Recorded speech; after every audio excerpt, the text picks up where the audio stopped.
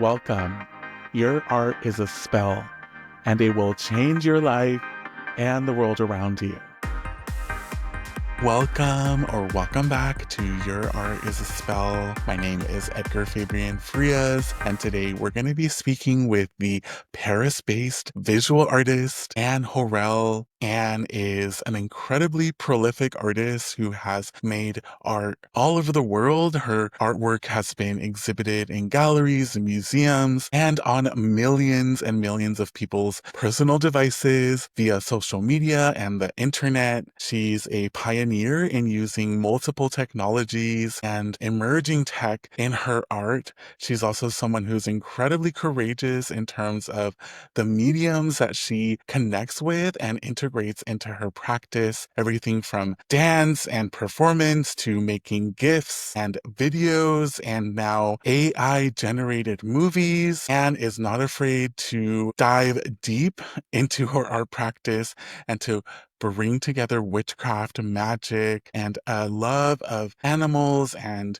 veganisms, pop culture, witchy aesthetics, and post-internet art, glitch, so much more, weaves it all together in her work. And I'm so excited for you all to tune into this conversation between myself and the artist, Anne Horel. Hi, welcome to Your Art is a Spell, Anne. I'm so happy to be connecting with you today. You are such a gift to this world. Your art is so important, and I'm so honored to highlight your creative practice and your contributions to the world. And would love for you to share a little bit about your background, how you got into art making, knowing that you are someone who is so prolific. I would just love to hear a little bit about your origins and for you to share with our audience a little bit about who you are.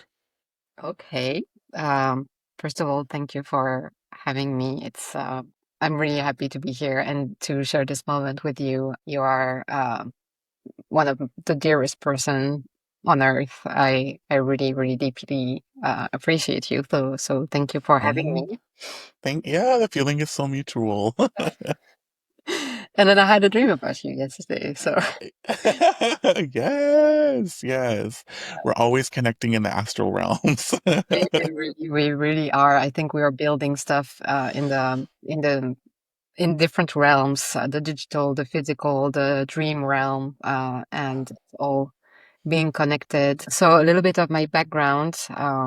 It's an interesting question because it always changes the way I present myself, but to be as short as possible. So I'm French. I'm based in Paris. I was born in France and I moved around France my entire childhood. So I'm like kind of like I have like a nomadic blood or something like that. I think this is the root of my very experimental way of approaching life. I love trying new things. I like being challenged by technologies in particular um, digital technologies in my work. From like an artistic background, I did art at school, but I don't think this is what makes you an artist. I think it started way earlier, and I've always been drawing. When I was a kid, I wanted to be a mangaka, obsessed with Japanese culture. And then at this moment, I wanted to fit in some kind of like family mold. So I went into literature and philosophy studies, and I was miserable, and so I started doing art studies, and I graduated in 2011. And ever since, it's been like experimenting. This moment, Facebook was like in 29 or something, 28, 29. I was experimenting with MySpace and Facebook. So it was like already the origin of like being around digital tools, Right. deeply rooted into TV culture, like pop culture, and yeah, that's it in a nutshell. Yeah, so that's like where you started. And I'm curious, like, about your impulse to share work on social media? How did that start? Like, especially because I know that you've been in different social media platforms and you're known across multiple social media platforms. And I'm curious, like, how did that start? And like, what was your initial impulse to share your work that way? I don't really know. Like, I know that I got really into, I had like the intuition that something was going on and that something really big was happening with the rise of social media. And I remember, after like a breakup, I was kind of reconnecting with my creativity, because it was a very, like we were very, uh, how do we say that? Like very like together, glued together, and Mhm. it like so like Facebook was, coming out as at this moment, and then I was like trying to figure out my way with like outside of this relationship, and I started being really really interested into Facebook and how the community aspect of Facebook and how people were making groups at the time, and that you could make groups for pretty much anything. Like, I have two arms, or I like cats, or something. Like, it could be like something very random and also things very funny. And then I Right. was like, this is like, this is so cathartic and this is therapeutic to connect with people from all over the world around things that are like basic, but also things that can be really profound and things that can help us to just laugh about stuff. And so I started collecting these group names and be like, oh, maybe I will make a book or something with that. And one day we had, at school, the art school, we had a sound workshop, and I was like, I don't know if I want to do sound. And I had a friend, she was like, yeah, do something. It will take you out of your comfort zone. And I was like, okay, let's try it. And I used all of the Facebook names as lyrics for a song.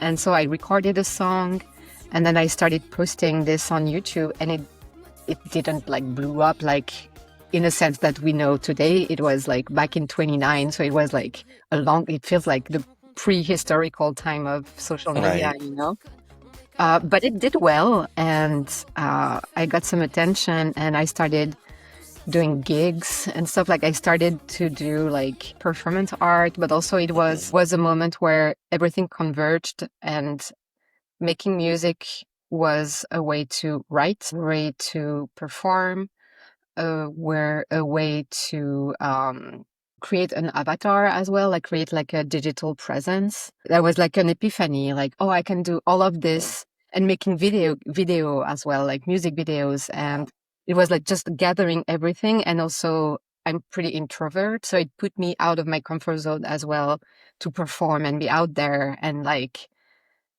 dancing in like tutu and stuff like that. It was so like, I couldn't do that today either. Like, but yeah, this is how it started.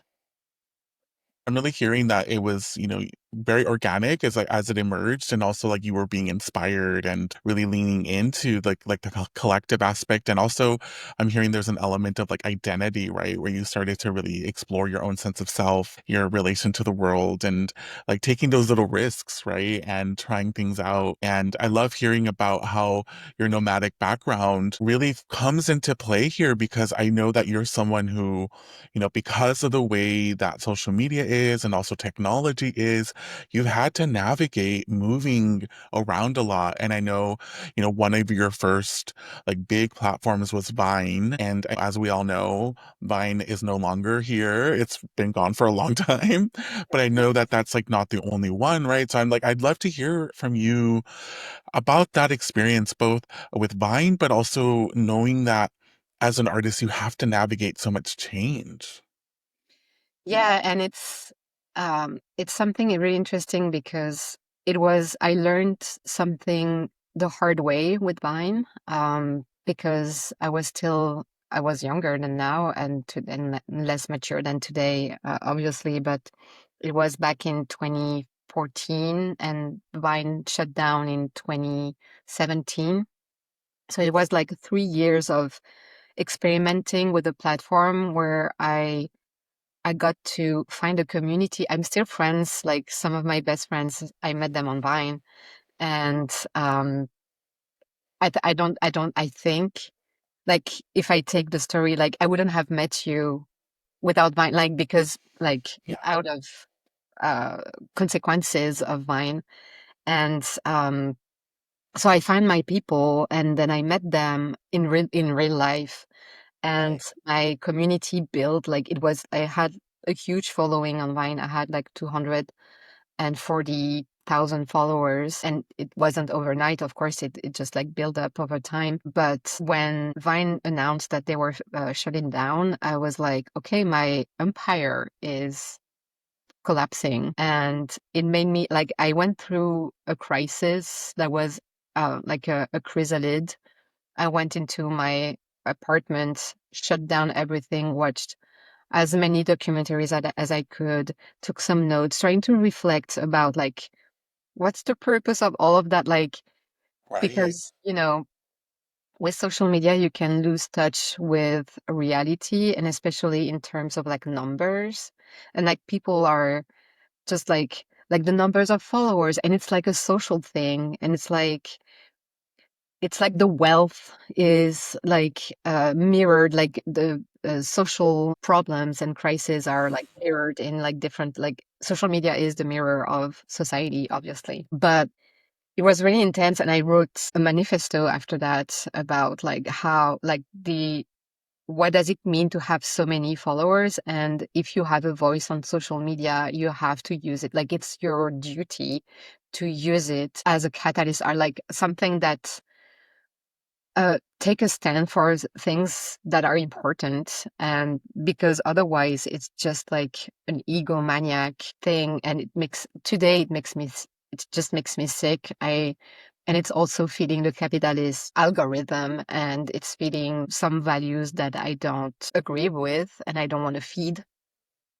And so it was like, okay, I'm losing all of that, but also I'm gaining um a form of like maturity and wisdom about like social media. And it's not, and it was just like a shift, like I don't care about numbers anymore. My value isn't made by numbers of likes or whatever, like. And um and yeah, that was the lesson of Vine. And that's your work can like, who are we? Like, you have like 1 million followers on Instagram. Tomorrow, like the servers of Instagram blow up. Like, who are you? Right. And what Yeah. have you done? Yeah. Yeah. And speaking of Instagram, I know that you've just had another huge, huge loss on Instagram. Do you want to share a little bit about that?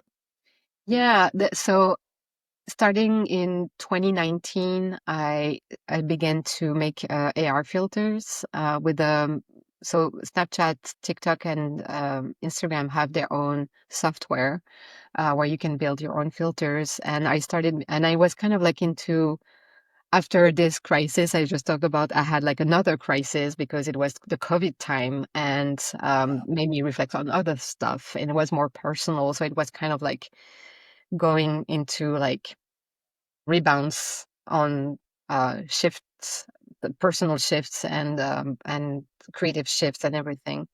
And I was kind of like getting a little bored in my practice, and I found AR, and I was like, oh my God, this is so exciting to learn something new, and also being able to make stuff that can travel and people can wear on their face and have fun with my filters with their face, and just like blow out burgers and like having like weird alien looks. And it was so much fun, and I made it for fun at first, but then it got me attention from Meta directly and from Snapchat and TikTok, and it led me to be a partner with them.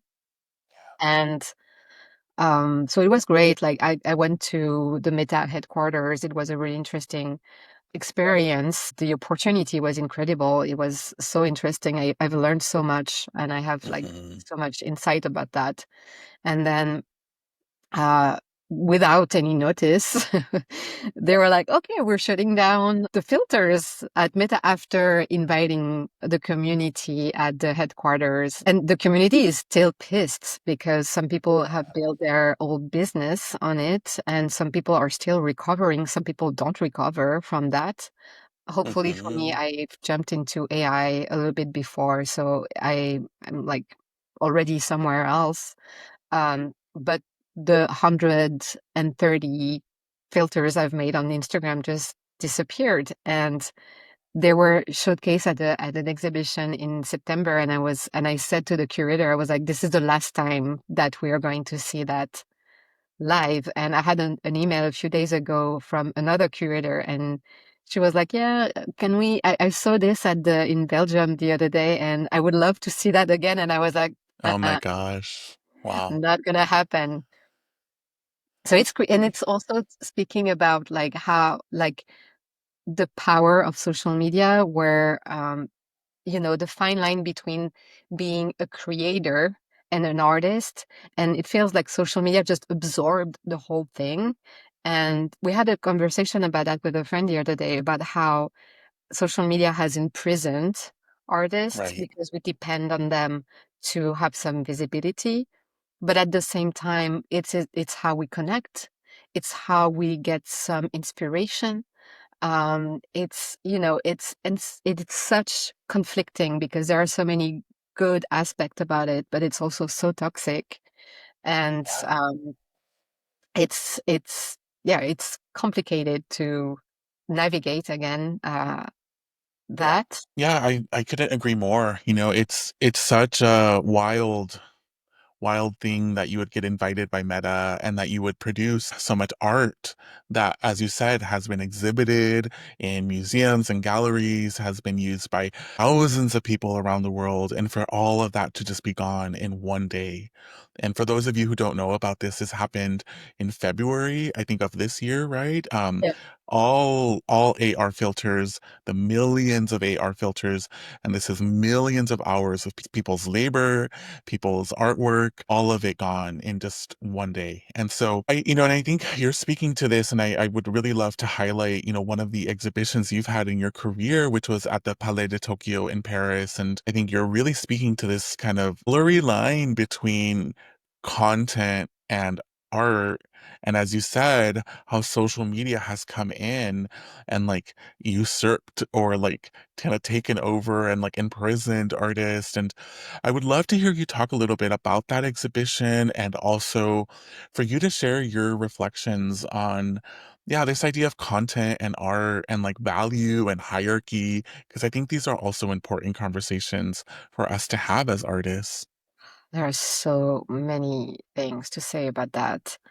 Um, so the Palais Tokyo exhibition, it was an award. I won a prize. That was like the prize was to have like a fellowship for a year, and I was the only one making digital arts. So for the context, it was back in 2018.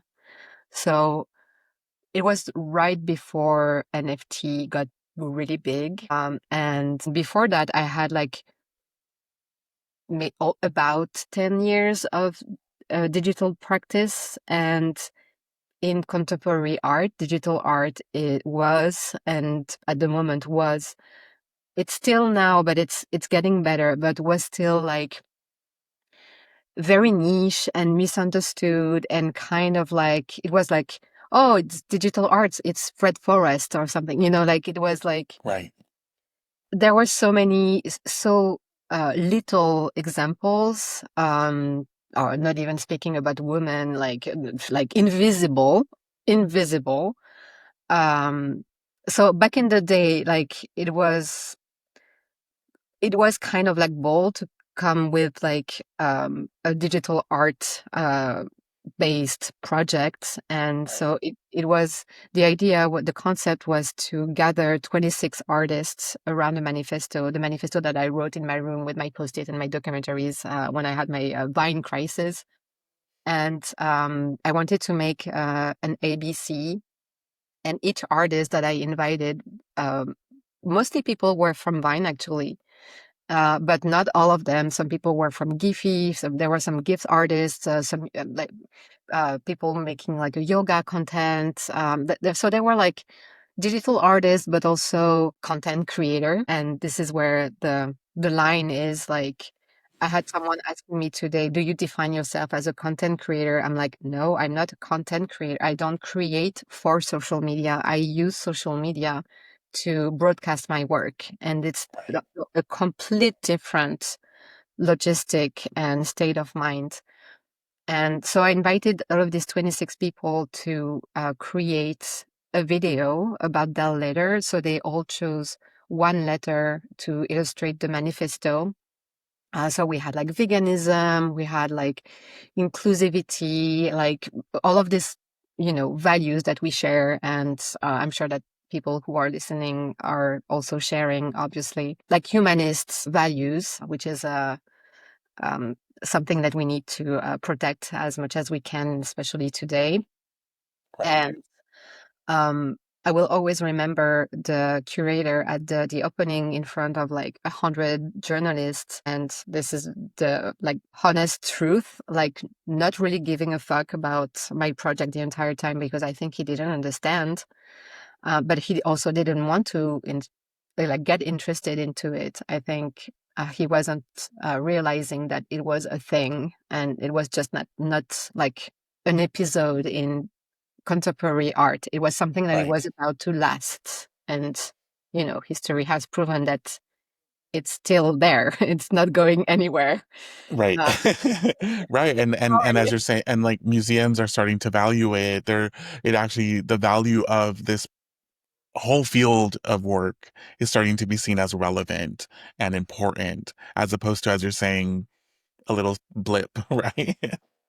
it's about time. Like, we've been waiting patiently for years. Like, it's about time. But yeah, he said, like, in front of these journalists. So here is Anne, and that's her project. She invited 26 influencers and YouTubers. And I was like, my face just melted. And I was like, okay, I'm still having goosebumps just saying that. Like, he didn't understand that I wanted to take out people from social media and put them where they deserve in a museum, like Right. one of the biggest museum in Paris, and give them some recognition as artists and as a movement. Yeah. And yeah, that was the purpose, and that was the project. I just think about like how, like in the organic nature as artists, we started to share our work on social media. And in some ways, like I've had moments of reckoning with this where I've had to really understand that I got the messaging that my digital art was not as valuable or not as important as other types of art practices. I know a lot of people have felt this way. There's still maybe some of that Right. sentiment in the world today. And in some ways, when we think about these platforms that can so easily lose millions of works in, one day, we're seeing that there still isn't an understanding of how important digital art practice is and will continue to be going forward. And I feel like it's so, so important for us as artists to continue talking about the value of the cultural process that we're all experiencing. And we know that art has a long history and tendency to devalue or diminish certain practices, especially when they're not maybe taken up by cis straight white men. That there's a way that certain practices are seen as even like nuisances, as annoying, as like not a part of the conversation. But then 5, 10, 20 years pass, and all of a sudden they get brought into the canon and they're really important. And so just wanting to share this as, we continue to move more into this conversation because this is just a pattern that has repeated itself. We're seeing it again in today's moment. And Yeah, I guess I would be interested to hear your thoughts about this, especially as you are an artist and that is starting to work with AI as an art practice. And I know that AI has a lot of that feeling too, that it's trash, that there's no value in it.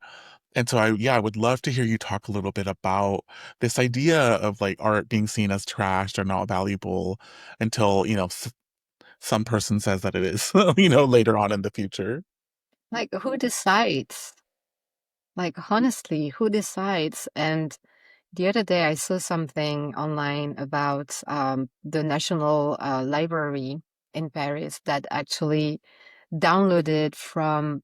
We had a blog platform in France that was very popular at the beginning of the internet called Skyblog. It was so kitsch, and it was like a online diary with like blingy gifs and like kitsch quotes on like sunset backgrounds and stuff like that. And I remember at the time, adults were like, this is like just like a teenage stuff or whatever. This is not serious or whatever. And I Right. think it's more like this look upon like, oh yeah, this is youth, so it's like, oh, it's like it's a fling, it's nothing. Have you not been young? Like, don't you understand the pattern? Like, it's Right. like, we are evolving, like whether you like it or not, we are evolving, and the younger generations are bringing some novelty. And if we resist that, we are like missing the whole point of being a human, like in Yeah. my opinion, at least. And so the Skyblog thing, there was this historian saying that he downloaded everything and put it in the archives of the library, and he was Wow. like, this is history. Yeah. And whether you like blingy gifs or like kitsch quotes of Buddha on like sunsets or whatever, it is history. And Right. whenever I think about that, that's one of the core thing in my practice. Whenever I do something, I always try to mirror something about our society and our language, and I always project myself into the future and what people from the future will understand from our time, looking at what we're doing now, exactly what we're doing in archaeology today. And most of the time we're missing the point because we don't have Mm. enough informations. Like, we found out just a few years ago that the Greek statues were colored, and the entire time we thought they were like white. And we can Right. talk about that. Like, so Right. Yeah. of Hmm. course, they were white. But, and again, who decided that? And it's like, again, like capitalist patriarchy decided the narrative that we are living in. And now with digital tools, we have the power to tell the stories the way they are. And with the dark things and the lighter things, I mean, it's part of the whole thing. And AI coming into the conversation is like, we could talk about that like for obviously hours because it's my favorite subject. It's just, yeah, I don't know where to start actually. Yeah, no, definitely. Yeah. And we'll definitely get into that. And I feel like, yeah, what you just said is so important that, there's a way in which digital tools have been denigrated or seen as less than or kitschy or, not important. And at the same time, they've given so many people an outlet, a way of feeling empowered, a way of being able to put yourself out there. And to me, like, the conspiracy part of me really thinks to myself, like, of course you're going to make fun of or dismiss a technology, a tool that gives people power, that makes people feel like they're able to share more about themselves. And, I have seen that in your work. I know that it's also been a part of my journey too, that, these technologies, as fraught as they are, as toxic as they might be in some ways, they've also made space for us to step deeper into our power. And I know that you and I also share a love of magic and witchcraft. And I'd love for you to talk about how magic and witchcraft and energy work moves into your practice, especially because you are the creator of a gorgeous oracle deck. And I want to make sure that I link it in the description of this episode so people could check it out. But I'd love for you to talk a little bit about magic, witchcraft, how that intersects with your practices.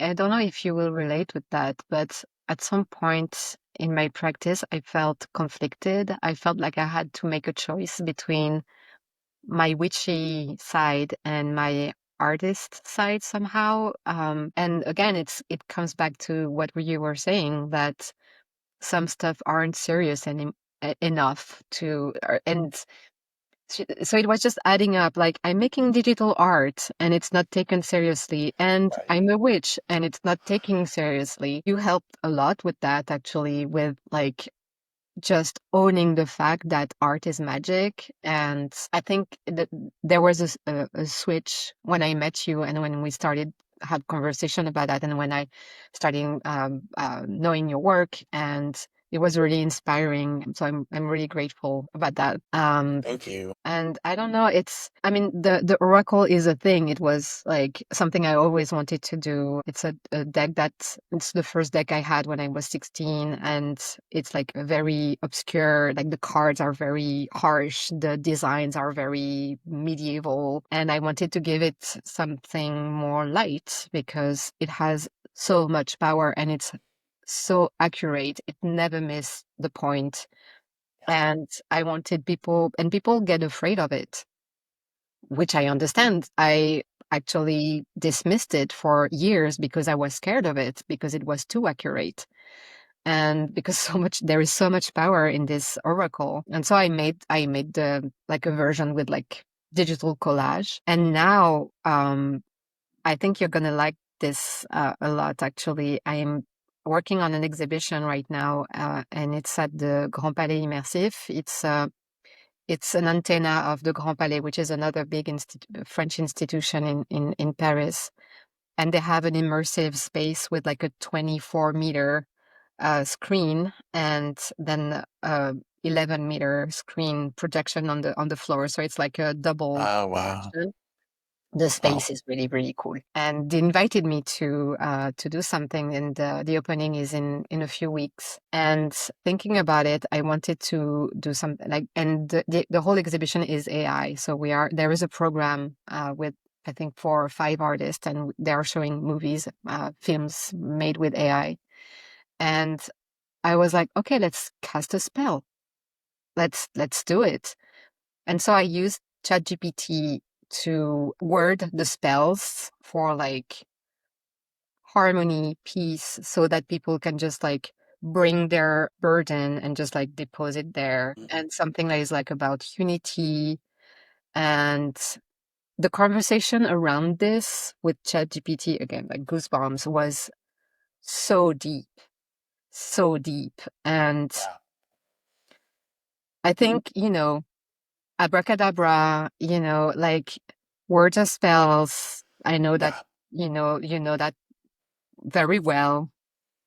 And it makes so much sense to use AI as a magic spell, like a magic practice, because of that. Because it's everything at the same place. Like, you create images with words, and these images are fed with collective consciousness, because all of these images, like all of this knowledge has been gathered. We are data, like, and we don't own anything. Like, I'm done with this. Like, I don't. And I think the principle of ownership is at the core of like all of humankind problems. Like, if we can just like stop being like, this is mine and I need more, and being like, okay, this is collective knowledge, this is common ground, and let's see what we can create as a collective. Like, it's the opportunity to do something with that and not use it as like a tool of power, or like a tool of like control. And there is this there is this dichotomy when we talk about AI, and there are a lot of people who are like, oh yeah, it's all about the vocabulary around AI. And people are like, yeah, I'm having more and more control about what I have as an input. And I'm like, but creativity is not about control. It's like the opposite of it. It's like letting go. And I love AI, like the latent space. I love when AI is hallucinating. I love that there is space for AI to be like, hey, what about that? And you being surprised, Right. welcoming something that is like strange or uncanny or like different and out of control.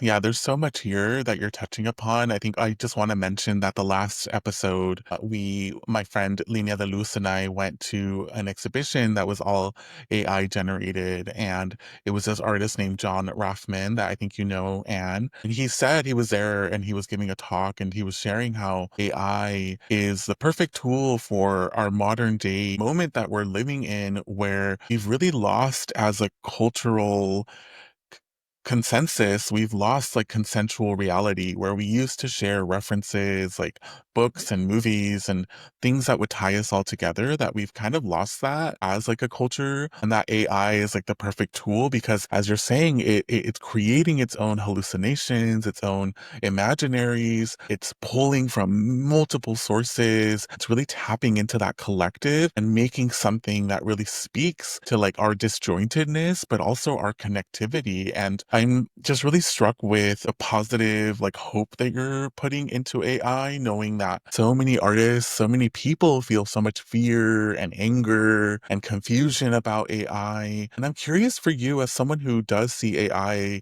and sees the possibility in it, how do you like contend with, AI still being connected to like for-profit institutions or connected to people that might have like not the best intentions? Is there like a feeling that you have around how AI might evolve or what you're hoping for AI to do? I feel like as human beings living in this time, there is a contract that we have signed that there are some stuff that we cannot control and that we have to do with that and keep going with that parameter. And it's because this parameter exists that we need to reappropriate the space, the social space, the digital space, all of the spaces that we can. Because if we give up, we lose.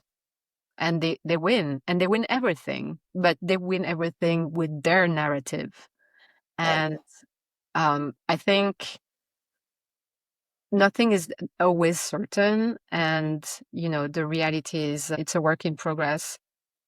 And we were talking about that right before the recording about the principle of ownership and be like, okay, so all of what I'm feeding to AI is going to be data and is going to be in the hands of Sam Altman and some politicians and oligarch and people and techno feudalism bullshit. Is it really different from everything else?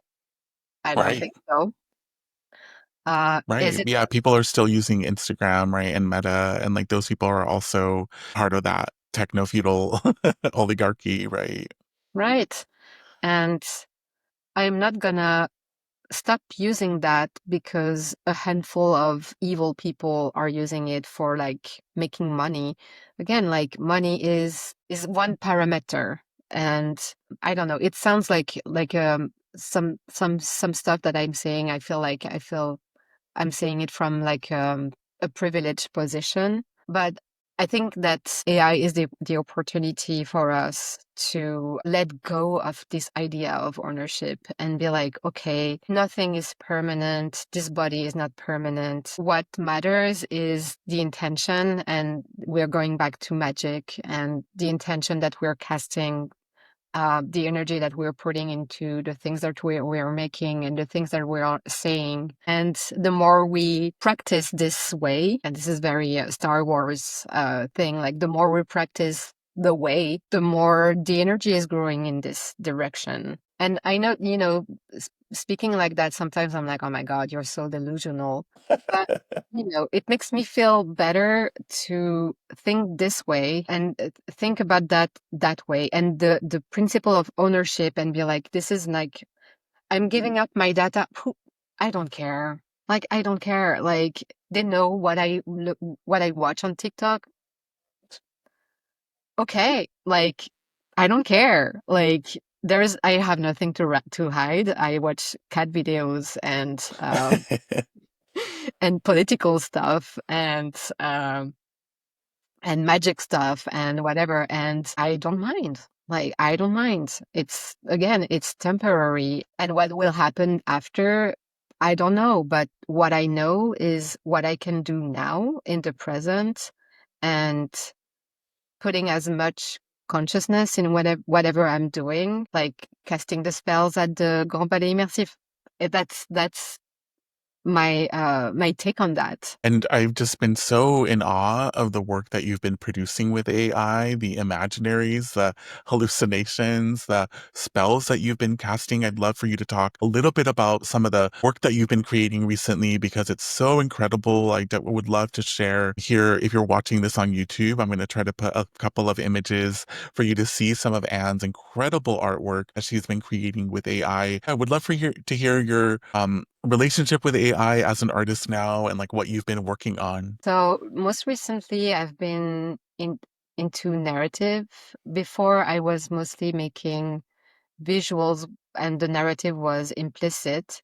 But now I'm making my characters telling stories. And one of the most recent project is, I'm rewriting fairy tales, and they're called the woke tales.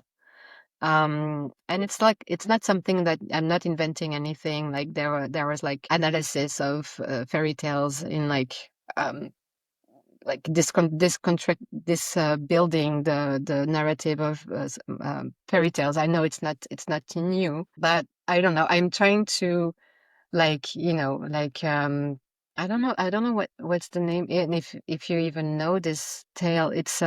It's called Barbe Bleue in French. It's called a Bluebeard, and it's about this horrible man having in prison in his house women that he's killing.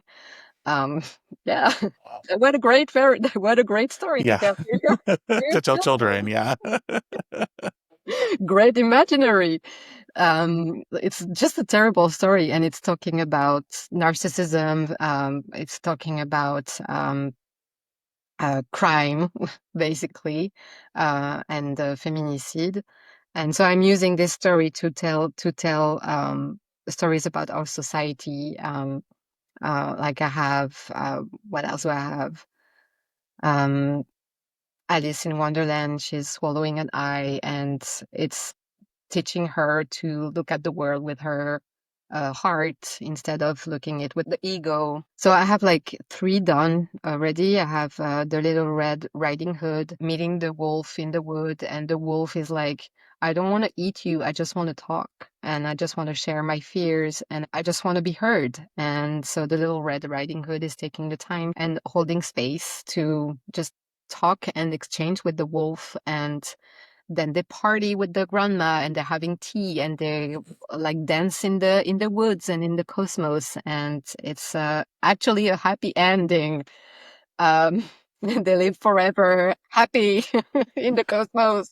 Yeah, so that's one of the project I'm working on lately. And I have another narrative project. It's called Deep Fake, and it's about a polymorphic potato having an existential crisis. She just like doesn't know what she's doing wrong, because she's following the recipe of society. She's like very normative and fitting into all of the boxes. And she's like, oh, I've done this. I got married. I have a job, and I'm doing all of this, and and at the end of the day, she's not happy. And she's going into a lot of adventures, and I'm developing this as a show now. So there are like a few new figures coming, like the dad and the mom, who are like the boomers, very afraid of the change. There is one character that is like like he incarnates the patriarchy. Is like very controlling. He's like feeding the people toxic dreams and like wonder solutions by just purchasing the same product over and over again. So yeah, that's the main project happening right now. That sounds so incredible. I'm just really moved with how you are mirroring so many elements of society, both like these fairy tales that are like in our unconscious, right? That like we've learned from an early age to also mirroring things that are happening in our contemporary time and really speaking to the conflict, the paradox, the way that we're having to hold both hope but also maintaining a critical lens and understanding of the place that we exist within and how we can have an impact. And I so see your work as having such a deep and profound impact within not just the digital realms or AI, but I think across culture, especially with how courageous you are and how you're able to step into so many different ways of showing up as an artist. Like, I feel like that's one of the reasons you and I feel such a kinship is because we're not afraid to like go into music and to collage and to GIFs and to performance, right? Like there's so much that moves through our practices. And one thing that we haven't really talked about and I haven't really shared very much here on this podcast is that I'm vegan and you're also vegan. And that's also something that connects us as well. And yeah, I would just love to hear anything you have to say about like veganism or how like an environmental understanding like also impacts your work. I don't understand uh, why we're still eating animals. I don't understand. It's proven that protein are not just in animals. Again, it's like an old narrative fed by the same people who have interests and money interest and narrative interests. I became vegan about 10 years ago.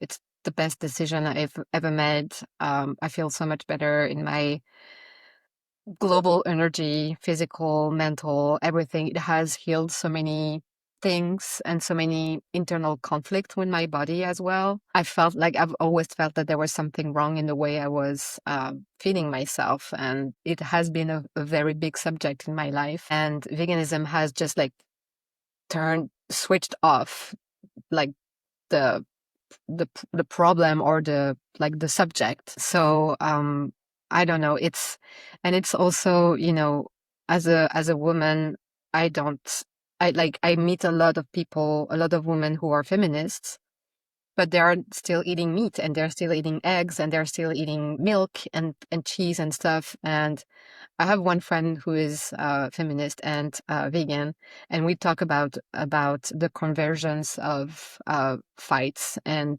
the alignments of beliefs and what you do in your physical life. And you cannot be against something and then be blinded by some aspect of it. If I understand, and everybody has its own journey, and everybody, I'm not judging anyone from doing, everybody is allowed to do whatever they want. Like, I'm not offended when someone is eating a steak. I'm just like, Right. do whatever you like. It's fine. Um, but I think I think, I don't know if you have felt that, but I feel like 10 years ago, it was really felt as an activist thing. Today, I feel like it's getting more, people are understanding more that you don't need to eat that much meat. And even saying meat, it feels like wrong to me. Like, it's just like living animals. Like, I don't understand Dead carcass. cadavers. Like, I don't know. Cadavers. Yeah. I don't understand. I just don't understand. Like, have you ever looked into a cow's eyes? Like, Right. how can you do that? And especially when you have the awareness of how they're being treated in the slaughterhouse and how the dairy industry and the meat industry is the same. And it's also addressing a lot of, it's so many abuses that I don't tolerate in my human life. And I cannot be fully complete if I don't tolerate that for human, but I tolerate that for other, like, Right, other species. Yeah. why? Yeah, and I really want to reiterate that if you're listening to this and you're not vegan, like this is not meant to be judgmental. This is really to talk about the systemic, because I really think it's important to name that there are huge systems in place that are reinforcing the anti-feminist, because most of the animals used within the animal agricultural industry are female animals. And on top of that, we also have all the environmental reasons, including the use of water, the destruction of land, of air and water resources, and the impact that it's having on our own bodies as well. And so we're wanting to name like the systemic, and also understanding that we all have different reasons for navigating our own health journeys, and how we connect with food, because I think this connects to the AI conversation, because I know a lot of people talk about AI as being resource intensive and being bad for the planet. And I always find it interesting that that's very easily taken on by people, but there's been millions of dollars that's been invested to keep that same knowledge around the production of animal agriculture, and how it's also destroying the planet and taking water and air resources and land resources away from us as well. And so I was wanting to name that here on this podcast, because it is information that doesn't get out very much. And it's also something that I agree with you, 10 years ago was seen as subculture, as not that big, but we are living in a renaissance now of like veganism. And both in Paris and Los Angeles and Mexico City and all over the world, there are so many vegan places that are open, and people understanding why it's such a delicious and divine way of eating, and that you don't really miss anything once you are in it. And I've been vegetarian vegan since I was 13. So at this point, I don't even remember what it was like to not exist in that way. And so if you're curious about that lifestyle, just want to share that it's something that it can actually be really affirming and supportive for you. So just wanting to name that. And it's such a gift to connect with you. I'm like so in awe of everything you're making and creating, and the many ways that you're showing up in the world, and would love to invite you to share how people can get in touch with you, how they can see your artwork in case they're interested in learning more about you. So social media, I'm still there. I'm on all of the platforms. It's my name is Anne Horel. I have a website as well that I keep updated as much as I can. And I also have a portfolio that I try to update regularly that you can see on my website. And if Instagram collapses tomorrow, my website will be there. Yes. Uh, and yeah, and this is where you can find me.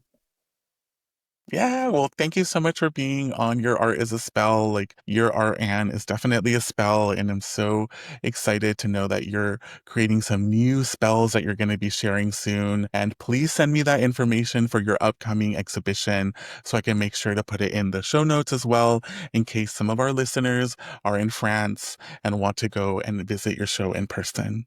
Yeah, I would love that. Yeah. Well, thank you so much. Thank you, Edgar.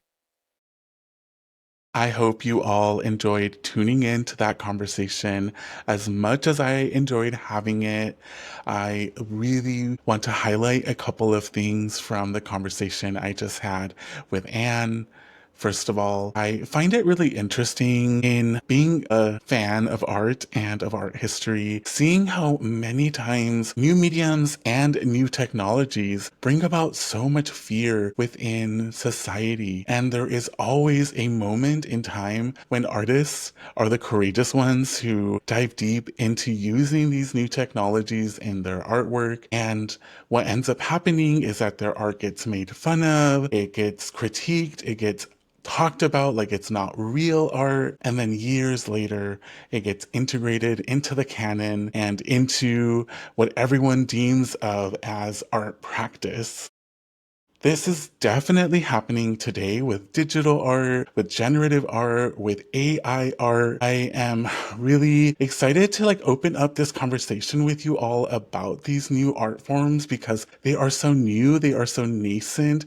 We are building them together. And I feel like it's so important for us to have our contribution in the conversation about what these mediums are, how they exist in our world, and what kinds of realities we are creating with them and imagining with them. I want to name these patterns because there's something that I've noticed happen with video art, with TV, with internet art, with digital art, with NFTs, now with AI art. It also happened with photography as well. And I fully believe that there's something special about the artists that are not afraid to take on these new forms, to explore them, to glitch them, to manipulate them, and to bring them into their art forms. And I know that there are so many conversations that need to be had. We need to remain critical. We need to keep asking for there to be changes in terms of who gets to own data, who gets to create systems of data collection, who gets to define how algorithms work. All of this needs to be talked about because these types of technologies are going to continue to have an impact on our world. And I think it's important for us to stay engaged and in communication with these practices so that we can change them and create them so that they don't get created in other people's imaginaries other than our own. Our voices are so needed. So I want to invite you all to comment. Let us know what you think of Anne Horel's art practice. Let us know what you think of all the conversations that we had around digital art, around veganism, around creating realities through magic and art spells. Would love to hear your thoughts in the comments. Thank you all so much for tuning in, and do not forget that your art is a spell and it will change your life and the world around you. Bye.